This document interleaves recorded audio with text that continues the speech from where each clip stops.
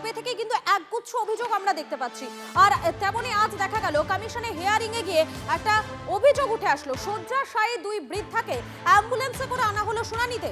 মুর্শিদাবাদের কান্দির ঘটনা। 85 ঊর্ধ্ব বয়স্কদের শুনানি কেন্দ্রে দেখা গেলে শাস্তির কোপে পড়বেন বিএলও। কমিশনের এই নির্দেশ তো দিয়েছে, কিন্তু বয়স 85 না হলে অ্যাম্বুলেন্সে করে শয্যাশায়ী দুজনকে নিয়ে যাওয়া হলো শুনানি কেন্দ্রে।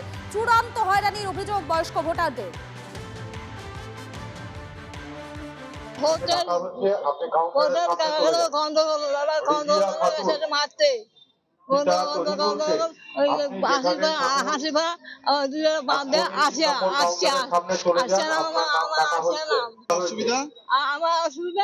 অসুবিধা হাঁটতে পারি না, মাথা মাথা মাথা খুব ঘুরে, মাথা পানি চোখ। এই এসআর এর নামে মানুষকে লাইনে দাঁড়ানো, মানুষকে হয়রান করা, মানুষের মৃত্যু, এগুলো ঘটছে প্রতিনিয়ত। তাই এই দুই মহিলার কি অন্যায় বলুন তো? বংশ পরম্পরায় এই বয়স্ক মানুষটার কি অন্যায় বলুন? এরা রোহিঙ্গা, এরা বাংলাদেশি? জিজ্ঞেস করবো বিজেপি পার্টিকে। তৈরি থাকুন, নতুন বছরে নতুন শপথ, বিজেপির বিদায় এই বাংলা থেকে।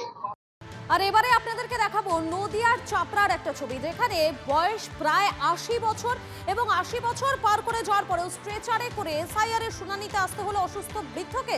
নদিয়ার চাপড়ার শিকরা কলোনির ঘটনা। অসুস্থ, হাঁটাচলার ক্ষমতা নেই, 2002 এর তালিকায় নাম না থাকায় হিয়ারিং এর ডাক পড়েছে। পরিস্থিতি জানিয়ে বাড়িতে শুনানির আবেদন করেও ফল হয়নি, কাজেই স্ট্রেচারে করে আনতে হয়েছে শুনানি কেন্দ্রে। অভিযোগ পরিবারে।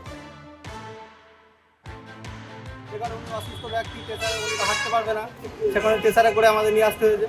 ইয়েলো ম্যাডামকে তো অবশ্যই মনে হয় জানায়নি, জানালে তো অবশ্যই বলতো যে না আমাদের যেসব বয়স্ক ব্যক্তিরা আছে, অসুস্থ ব্যক্তি আছে, তাদেরকে বাড়ি বাড়ি হিয়ারিং আমরা নিজেরা করাবো, কিন্তু আশা করা যায় বিএলওদের জানায়নি।